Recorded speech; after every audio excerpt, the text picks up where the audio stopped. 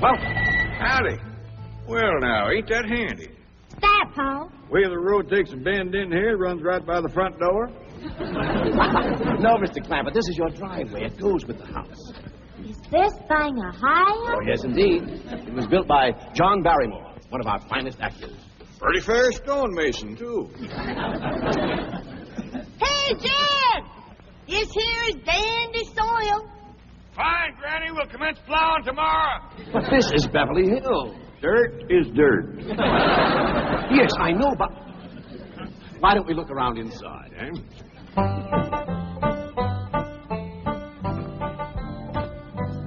Well, here we are. I hope you're going to like this place I picked out for you. Maybe a trifle larger than what you're used to, but I feel a man with $25 million in my bank should live in a manner that... Come in, this is your home.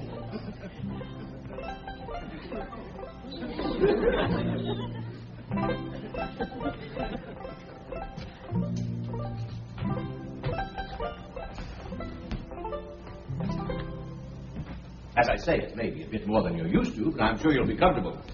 Now, my secretary will be over right away to help you with the hiring of servants or whatever problems you may have. She's a very efficient girl, Miss Hathaway. Jed?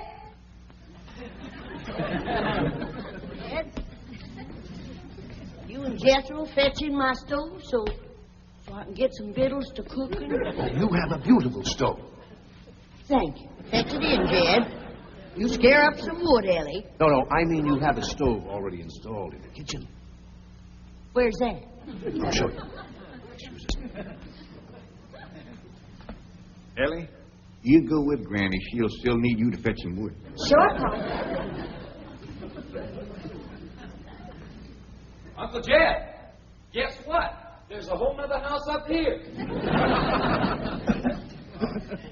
Jethro, come down from there. Like as not that belonged to somebody else. This is your kitchen. Oh, and here's the stove. The last word in food preparation. And speaking of food, you'll find everything you could possibly want stored right in here. See?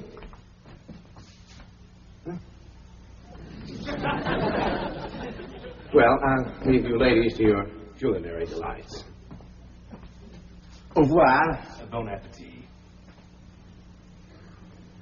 Talks gibberish. You set a great deal of store in this here stove, Granny. Well, we'll see. Ellie, you run out and fetch some wood. I'll get a fire to going in here and we'll see. Jethro, I hope it's all right for you to be missing school. Oh, sure, Uncle Jed. They ain't straight in the 5th grade. You're in 5th grade already? Starting this year. Don't seem like no time at all since I went with your ma to get you started in the 1st grade. You was 6 years old. No bigger than that. We drove clean over to Oxford so you could go to the same school your pa went to. You wouldn't know that town today, Uncle Jed. Oxford? Yes, sir. Well, that town has growed and spread out and built up and just kept getting bigger and bigger. Where today, why, I bet you there must be at least 3 or 4 dozen people living there. A place like that's all right to visit, but I wouldn't want to live there. Do you have any assistance? No, thank you, Mr. Drysdale. We were just talking about Jethro here getting back to school. Oh, well, we have some excellent educational facilities out here, Mr. Clampett. Where do you go to school, Jethro? Oxford. Yeah, you see, Jethro's ma, that's my cousin Pearl. She married an Oxford man, so naturally Jethro, he goes to school there, too. I'm the champion crawdad eater. At Oxford? Jethro put away 3 buckets of crawdads. 4. And he's learned to cipher and everything. Cipher some for Mr. Drysdale. 1 and 1's 2. 2 and 2's 4. 4 and 4's 8. I have to take off my shoes to get any further than that. Never mind. I'm sure we're thinking of 2 different Oxfords. You see, there's one that's very, very famous and very old. That's where Jethro goes to school. Been there since pioneer days. That's how come it got its name. It's where the oxen used to ford the river. Folks took to calling it Oxen Ford, and later on got shortened to Oxford. Well, I'll be running. Oh, by the way, here are your keys. My secretary should be over very soon. Well, thank you very much, Mr. Drysdale, for everything you've been doing for us. Oh, it's my pleasure, Mr. Clampett. You see, I'm not only your banker, I'm your next-door neighbor. Well, say, now ain't that nice?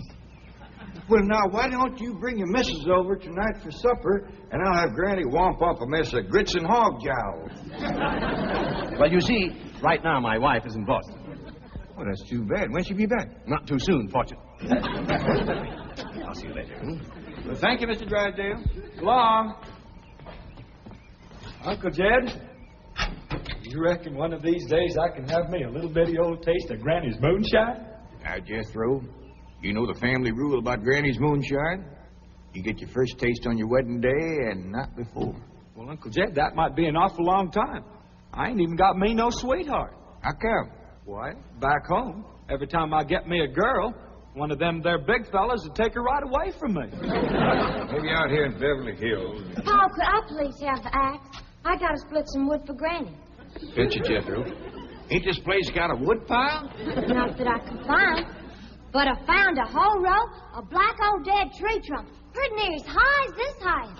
Is it kind of big for you to tackle? Well, shucks, no, Paul. They're only this big around, and all trimmed and topped and strung together with the black rope, so as no matter which one you cut, the others keep it from falling. Somebody had a right smart idea there. Just the same, I think I'd rather have Jethro do the cutting. Oh, Paul, let me. Cutting trees and chopping logs ain't no work for a girl. I'm just as strong as Jethro. You ain't neither. I am so. You ain't neither. I am so, too. You want to wrestle? Darn tootin'. Now, here. That ain't no fair fight. Somebody's gonna get hurt. Now, yeah, you see? You're getting too rough. Jethro. Person can get crippled from a hold like that. Get up from there. I can't, Uncle Jed. You turn him loose and get up from there before I take the strap to the boot. Now, here, you get out there and chop down one of them tree trunks and saw Granny some nice logs. Yes, sir, Uncle Jed. Could have whooped you if you hadn't tripped me. Happy? Come back here and sit down. I want to talk to you. Whoop them fighting square, and I'll do it again. You won't. That's what I want to talk to you about. Ellie Mae, you're getting too big to wrestle with boys. I ain't as big as Jethro. Big that way, I mean, growed up. You're a young lady now. You gotta start minding your manners and fixing yourself up real nice and wearing dresses.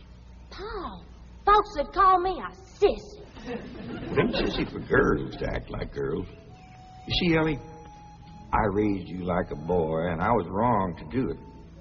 I reckon every man would like to have a son, and you was my only young'un. And when your ma passed away, I just decided to turn you into a boy. By the time Granny come to help out, you was too wild to tame. By thunder, you could outrun, out-climb, out-fight, and out-shoot every boy in them hills. Still can, Paul. Yeah, but it ain't fitting. It ain't right for folks to go against nature. Now look at old Duke. Reckon we could turn him into a cat? Of course not. That's right. Because nature made him into a dog. It's the same way nature made you into a girl. Here lately, she's getting more and more positive about it. You mean my ears is grown? No, nothing like that. You're pretty. Oh, Paul. I know you don't like it when I say that, but you like it when the young fellas around here commence saying it, and they will. Only they'll probably be using words, fancy words I won't even understand. But Ellie Mae, ain't nobody can ever tell you how pretty you really are, Symphony. You're the living picture of your mom.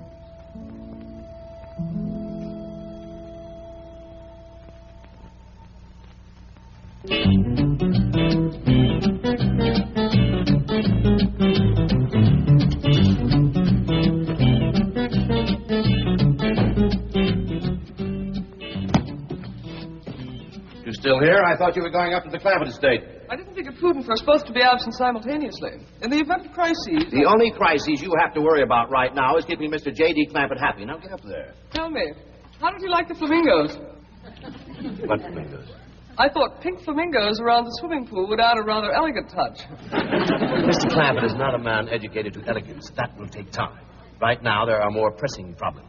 Of course, getting settled, the servant problem. Well, whatever they are, just get up there and solve them. Now, J.D. Clampett is this bank's largest depositor, and I'm making his satisfaction your responsibility. I accept the mantle of responsibility with which you have cloaked my shoulders. And I shall so conduct myself that if this great financial institution shall last 1,000 years, this was their finest hour. Handy wood, all right. Got a lot of pitch and tar in it. Ought to burn real good. Yeah. That flimsy grate holds up. Granny, this is the top of that tree trunk. You want I should split it up, too? No, just leave it outside. Yes, sir. This place ain't even got a wood box. Yeah, folks don't need much wood out here. Remember what Pearl said? It don't get cold. Yeah, I remember. It might not get cold in the day, but it sure freezes solid at night. How you know? I'll show you how I know. Every bit of food in this here storage bin is froze harder than a rock. Yes. Look.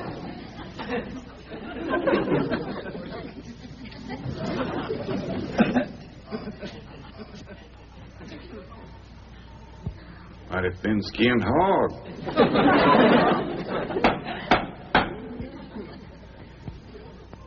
But I'll be doggone.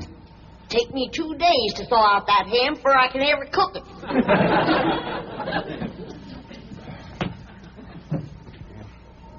People ought to know better than store food up against the north wall. Tomorrow we'll dig us a root cellar and we put all this stuff in it. Jethro, go on out there and catch us a chicken. Okay, Uncle Jed. How you know we got chickens? Place this size is bound to have chickens. Ain't all frozen.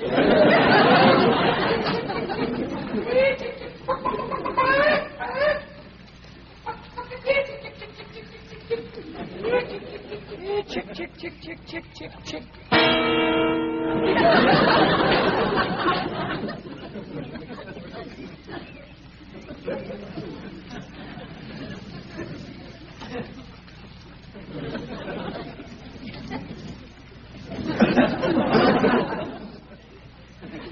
I keep a chicken. Here's that bucket. You want it?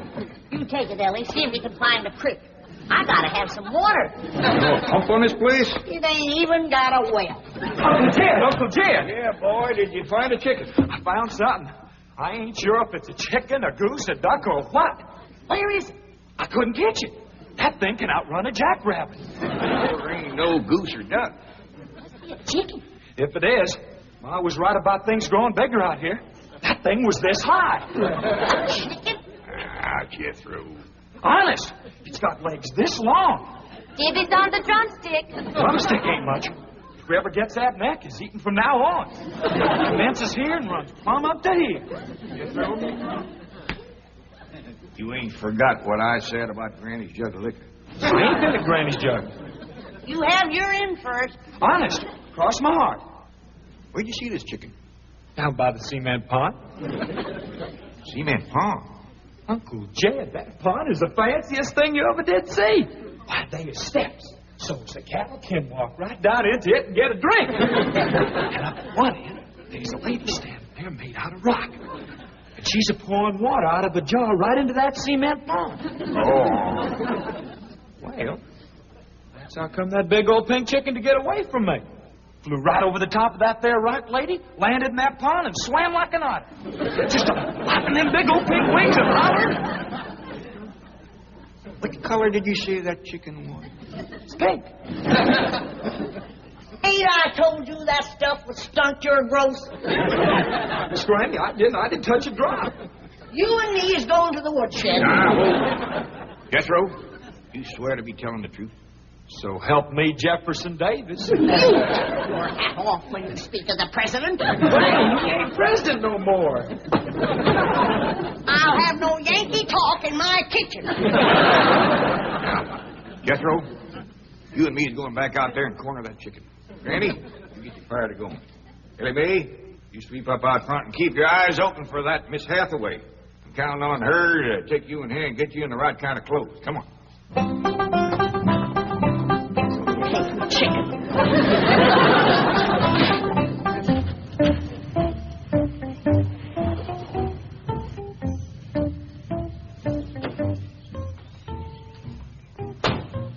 You there, young man?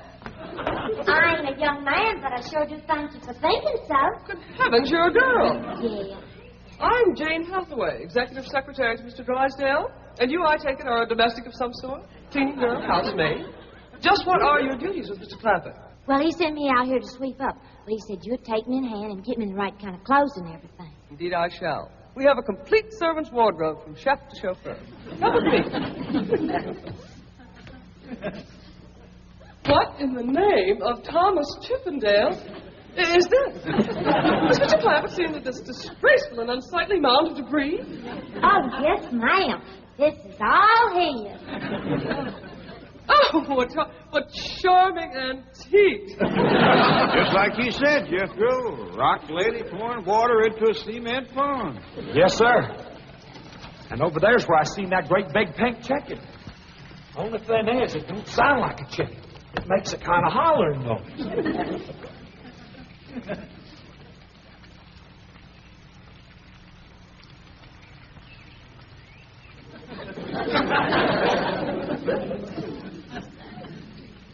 Reckon you'd make a hollering noise, too, if you was to lay an egg like that. Man, oh, man. That's what I call an egg. And you won't have to worry about food now. Wait till she cooks this.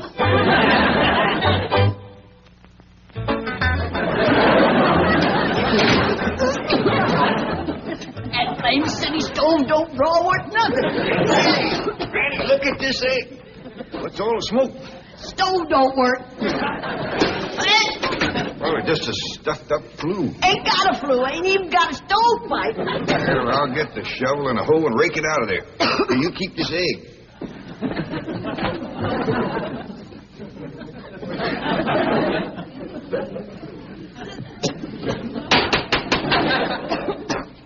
It's like everything else out here. Froze solid.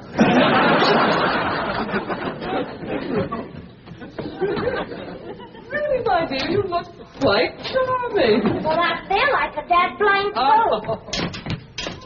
Just a moment. Yes, stop now. I'll be right back. Oh, that was my pa. I take it he's a gardener. Oh, yes, ma'am. Pa just can't wait to commence gardening. Apparently. However, as though I admire his enthusiasm, I must forbid him access through the main entrance. Now, tell me about the rest of the staff. Is there a chauffeur? A what? Someone who does the driving.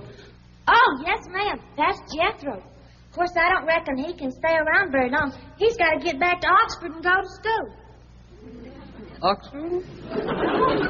He attends Oxford University? Well, he just calls it school. Pa went to school there, too. Oh, yes. Old school time. Great pride, those Oxford men. Sorry I couldn't stop before. Granny was having trouble in the kitchen. Pa, do I have to wear this here stuff that Miss Hathaway... No. There can be no appeal from Mr. Clampett's orders. Thank you, ma'am. Glad to see you taking the firm hand. Elly May, that's right pretty. Makes you look taller. She's got me walking on pegs. Well, run in and show Granny. And get rid of those old clothes, dear. Granny, I presume, is the cook. Yes, ma'am, but she ain't too happy about it right now. I shall deal with her directly. Now, let's see. Maid, gardener, cook, chauffeur. Oh, I understand Jethro is an Oxford man. You bet he is. I'm quite anxious to meet him. Don't blame you. Fine-looking young feller. Single, too. And he's on the lookout for a girl. Oh. I am only interested in the intellectual rapport which I would naturally have with an Oxford man. I presume he went to Eton as a boy. If I know Jethro, he went to Eton the minute he was born. Yes, of course. I suppose his father matriculated him. I kind of think maybe it was his ma. Oh, well, no matter. At any rate, he's an eating man. That he is. Matter of fact, Jethro won the eating championship. Oh, marvelous. What was he champion of? Eating. Yes, I know. But what was it? Cricket? Oh, no, it was crawdad. I don't think even Jethro'd eat crickets. I was referring to the game of cricket. Jed, where's the axe? I bet you, Granny, you talk to Miss Hathaway. And just why does Cook need an axe? I've hit this with everything I could lay a hand to. I even whomped it with an iron skillet. You are supposed to hit it with a croquet mallet. All right, where is it? I don't think I'll tell you. There is a time for work and a time for play. Now then, what are we cooking for Mr. Clampett? Well, I don't know what you're cooking him. But if he wants any victuals from me, somebody better shoot a possum. Possum? You got a better idea? But of course, a nice big fluffy souffle. All right. You shoot it and you skin it. You don't even know what a souffle is. What kind of a cook are you? I'm a cook with a stove that don't draw, food that's froze solid, chickens that can't be caught, eggs that can't be broke, and a smart alecky city woman telling me my business. That's what kind of a cook I am. Mind your tongue, little woman. I can have your job. You sure can, and the sooner the better. Jethro's coming, and just wait till you see what he's got. Thank heaven. Now I can have an intelligent conversation. Look, Granny, I caught that big chicken. I hope it ain't as tough as its egg. That is a flamingo. Oh, no, ma'am. That's my nephew, Jethro. Jethro, say hello to Miss Hathaway. I did, ma'am. This the big dangest chicken you ever did see. You go to school at Oxford? Yes, ma'am. I'm in the 5th grade. Stop dragging and wring that chicken's neck. Elly, babe! No, stop, you barbarian. Don't harm one feather of that beautiful bird. I've taken just about as much as I'm going to take from you. Yeah, Granny. Elly, you get the fire going under the big kettle outdoors. Young lady, where is your maid's uniform? I ain't going away. Oh, yes, you are. No, I ain't. Oh, yes, you are, if I must subdue you forcefully. I wouldn't try that.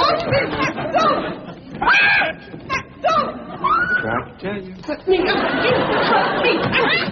I'll settle on her, Elly. You get the fire to go. Now, here, Granny. Come on, let her up. Get off of her. You are discharged! All of you! Flatt! Fired! You are the most incompetent, insubordinate, belligerent group of domestics it has ever been my misfortune. Hathaway! Ah, Chief!